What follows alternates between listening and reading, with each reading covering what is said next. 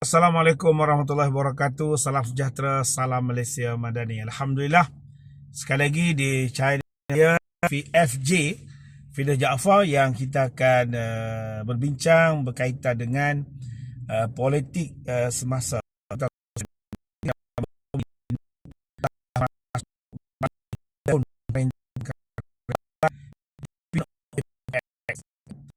berbagai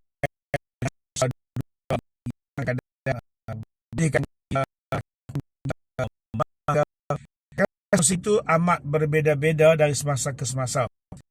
Kalau bagaimanapun, saya harap, saya yakin rakyat Malaysia sedang meneliti perjalanan pemerintah dengan penuh ketekunan, dengan penuh keyakinan, kerana setiap keputusan yang dibuat dalam belanjawan itu semestinya nak ditunggu-tunggu, nak diambil pengajarannya oleh rakyat Malaysia. Jadi tuan sekalian, apa yang saya nak share tuan sekalian, kita disaksikan buat masa hari ini adalah satu contoh, tahap kepimpinan yang begitu hebat. Hebat dari sudut penyelesaian masalah, sama ada dalam negara ataupun negara jiran. Kemudian ringgit makin kukuh, kemudian dapat membasmikan fakir miskin, menyelesaikan masalah kemiskinan rakyat itu yang kian menjadi membarah begitu lama, akhir dapat juga berjaya digerakkan melalui agensi-agensi kerajaan di bawah kementerian masing-masing. Kemudian tuan-tuan sekalian, kita lihat dari sudut orang fakir miskin, para pelajar miskin cukup diberi perhatian oleh kerajaan ini, sehingga PTPTN diberi kepada anak-anak miskin, dijadikan seperti mengambil beasiswa tanpa bayaran balik. Tuan sekalian, jadi termasuk pelajar tahfiz diberi peluang, peruntukan sekolah agama diberi kemudahan demi kemudahan, diberi lagi SARA. Peringkat awal dulu subsidi RM1.99 hanya 300 liter sebulan setiap orang. Peringkat awal kita lihat berlaku pertikaian begitu hebat. Tapi lama kelamaan rakyat boleh terima. Jadi kerajaan telah mempunyai penjimatan dana awam terlalu besar. Dan akhirnya bila jimat, maka duit yang baik jadi kerajaan boleh belanja pada tempat yang memerlukan. Kerajaan tidak menghabiskan dengan bayar subsidi untuk kegunaan rakyat, tak kira siapa dia. Kalau kereta besar ni tetap ada subsidi. Dia dapat juga subsidi 300 liter, tapi mungkin dia penggunaan dia mungkin 400 liter. 1 liter lagi terpaksa guna dengan harga tanpa subsidi. Baik tuan sekalian. Jadi itu perjalanan hidup, perjalanan pemerintah ini agak menarik sebenarnya untuk kita mentelaah, untuk kita ambil pengajaran iktibar bersama. Jadi saya mengharapkan kepada tuan-tuan dan rakyat Malaysia, kita berlapang dada sebenarnya dalam hal ini. Kita tidak boleh menyalahkan mana-mana pihak, sama ada perbankan atau kerajaan. Kerajaan sedang membina satu kekuatan baru. Tak lain tak buka adalah membina masa depan negara, membina masa depan rakyat, membina masa depan anak muda. Meletakkan sesuatu yang diyakini, dipercayai oleh pelabur-pelabur luar. Memberi harapan kepada generasi yang datang untuk membuat apa perlunya kepada kestabilan politik. Pelabur ni masuk berpusu-pusu dan menjaminkan peluang pekerjaan yang berterusan, khususnya kepada anak-anak kita, mahasiswa-mahasiswi, dan termasuk lepasan TVET dan sebagainya. Ini bukan satu ungkapan yang mudah dengan kata-kata, tapi dia mesti disertai dengan semangat kerja yang bersungguh-sungguh. Itu kerajaan untuk apa? Untuk dunia. Untuk apa? Untuk pelabur. Untuk menawarkan sesuatu yang terbaik kepada mereka. Datanglah Malaysia sebagai negara yang aman, yang baik, yang boleh anda menjamin pendapatan syarikat anda, syarikat pelabur, dan masa yang sama memberi peluang kepada rakyat kita untuk bekerja.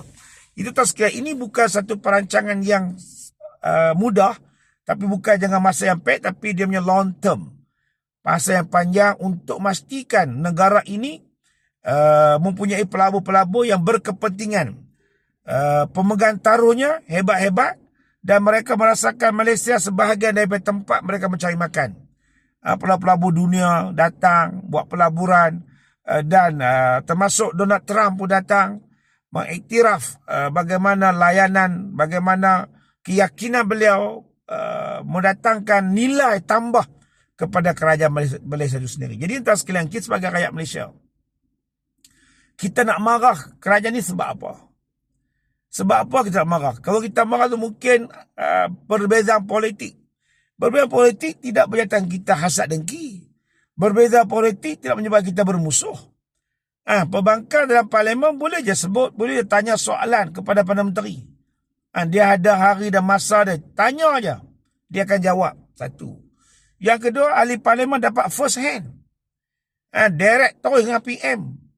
Bukan datang untuk mengkritik. Dan ahli-ahli parlimen semua pembangkang tu boleh mengemukakan soalan-soalan pembangunan di kawasan masing-masing. Jalan rayanya, pelebaran jalannya, sungai pariknya, bantuan kebajikan masyarakatnya, boleh saja. Jadi tuan-tuan, ambil kesempatan ini untuk mengemukakan pandangan tuan-tuan mewakili rakyat, mewakili pengundi tuan-tuan. Jangan pergi sana bergaduh. Beri pandangan yang mensia-siakan masa dan waktu. Sedangkan sekarang ni tuan sekalian, kita tengok dah ada cadangan 6 tahun darjah 1 2027. Berapa hari lagi? 11 bulan lagi je. Jadi banyak lagi cadangan yang cuba nak diperbarui dalam agenda pendidikan negara. Kemudian dalam agenda keselamatan negara. Dalam agenda, banyak agenda yang cuba nak dimuat dalam RMK 13 ini, sudah pasti memerlukan komitmen, bukan sekat kepimpinan, tapi penerimaan rakyat itu sendiri terhadap pembangunan yang sedia ada ini. Jadi jangan kita buang masa bertelingkah, bergaduh sesama sendiri. Jangan kita melakukan benda yang tak patut kita lakukan. Sepatutnya kita bersama. Berbeza politik, kita tunggu pilihan raya. Tapi apa yang dilakukan, apa yang disarankan, apa yang dilaksanakan hari ini oleh kementerian, oleh Perdana Menteri, oleh kementerian, oleh menteri-menteri, timbalan menteri, oleh pihak KSU, KSN, oleh semua pihak ni untuk negara. Mereka bekerja bersatu pasukan untuk negara. Manfaatnya kepada pembangkang, kepada rakyat semua. Jadi kita sebagai rakyat jangan melatah. Jangan nak marah, jangan nak memprotes, membabi buta. Tapi kita protes, tengok. Kita kena protes kalau benda tu ada kerugian pada rakyat. Contohnya kandang babi di Selangor. MB hentikan. Tak apalah, kita henti, tak payah buat lagi. Satu langkah yang berani, satu langkah yang bijak kerana mendengar, memahami sanubari isi hati rakyat. Sama juga dengan Perdana Menteri. Apabila kita bagi RM100, kita bagi SARA, kita bagi pelbagai, sebab dia mendengar isi hati rakyat. Dia mendengar keadaan keluar rakyat, dia memahami. Maka ini pemimpin yang ada, yang perlu ada negara ini. Bukan yang sombong, angkuh, ego, takabur. Tapi mendengar dan mengambil semua manfaat khazanah bumi ini dalam bentuk cukai sebagainya, pulangkan balik kepada rakyat. Jadi yang mana kecewa, yang mana kalah pemilihan politik ke parti ke, engkau nak kecewa sebab apa? Adakah kerajaan ini berjalan merugikan rakyat? Adakah pentadbiran ini hanya menguntungkan separuh pihak di kalangan kayangan-kayangan?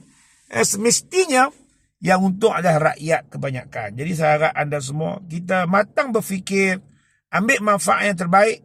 Jangan kita menghukum selagi mana kita tidak memberi pandangan, dan selebihnya kita renung dengan basirah, dengan mata hati kita, di mana salah dan silapnya kerajaan ini.